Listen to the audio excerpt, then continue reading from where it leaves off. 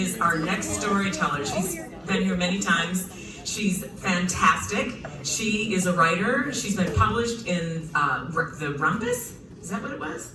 The Rumpus, the Los Angeles Book of Reviews, etc., etc., etc. Please welcome to the stage, Maegan.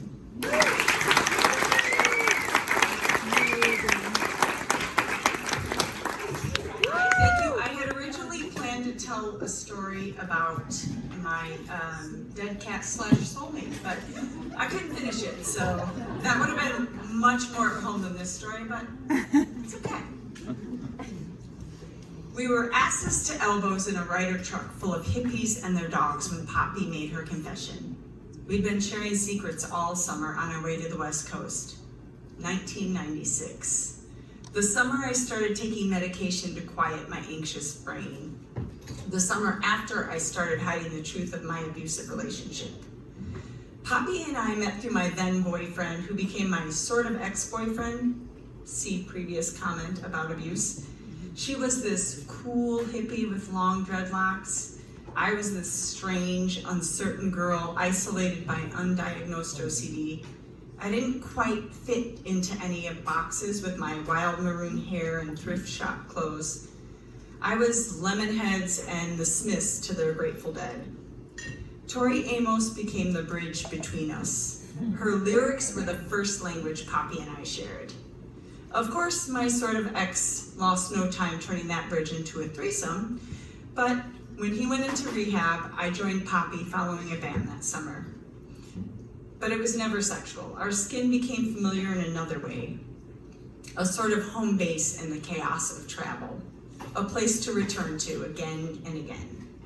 We made our way across the country, bumming rides and hitchhiking, sleeping under the stars and on the side of highways. We washed up in rivers and truck stops. In a stranger's bathroom in Missouri, drunk on 40s of Mickey's, we decided it was a really good idea for her to pierce my bottom lip. Drunk logic at its finest. For the rest of the trip, it throbbed fat and red, always on the edge of infection. I was terrified that the tour kids, who all went by nicknames like they'd given Poppy, would dub me Pusslip. I borrowed Poppy's bravery all summer long. I hadn't realized yet that I had my own.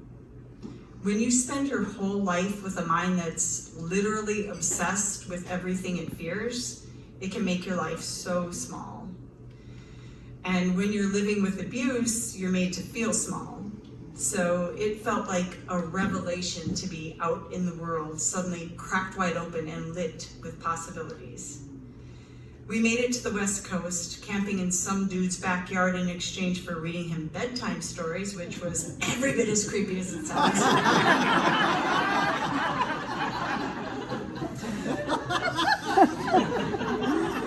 Not my favorite part of the trip. After tucking, Poppy and I would tell stories of the men who would hurt us. We were young women just learning the power of our past and the way old wounds can echo in the new. I remember sitting on the curb at dusk holding Poppy as she sobbed. I suddenly understood for the first time in my young life that no matter how it looks, we're all broken somewhere on the inside, even the cool kids.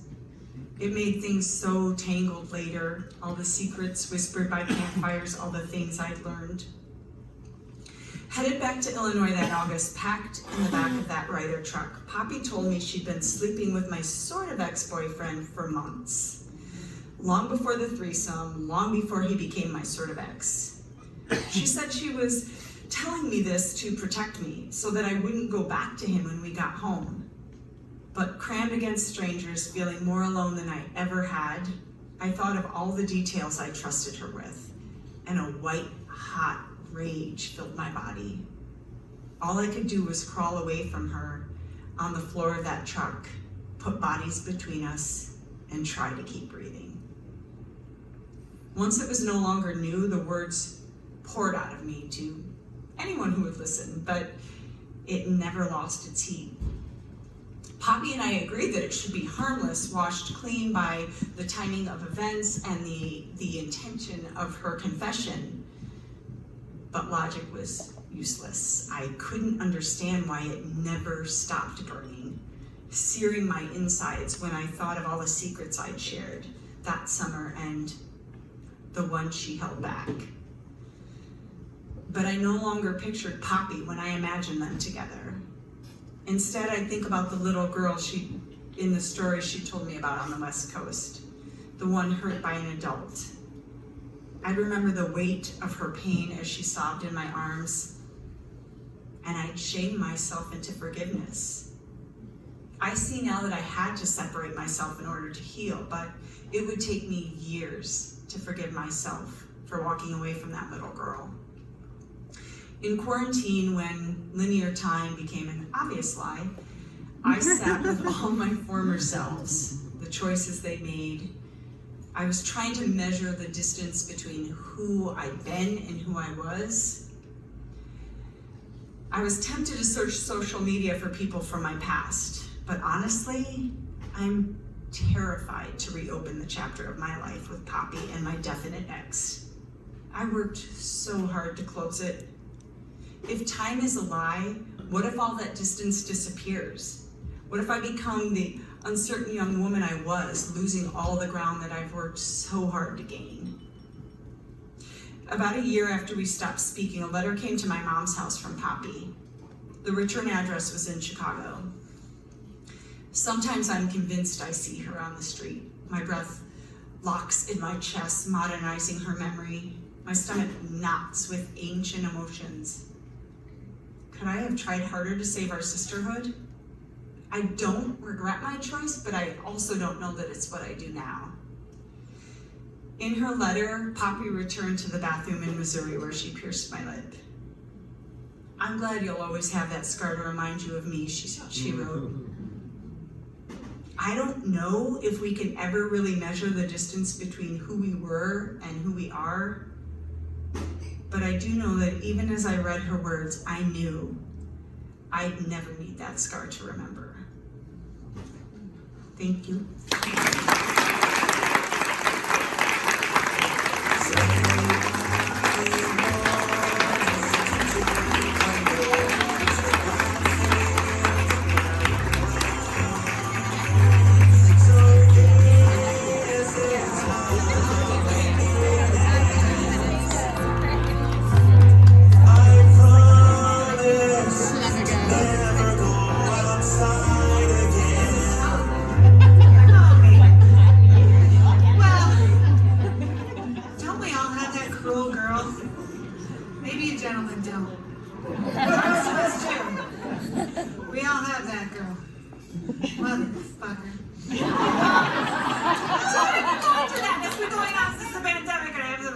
So we're not going to really go into that much.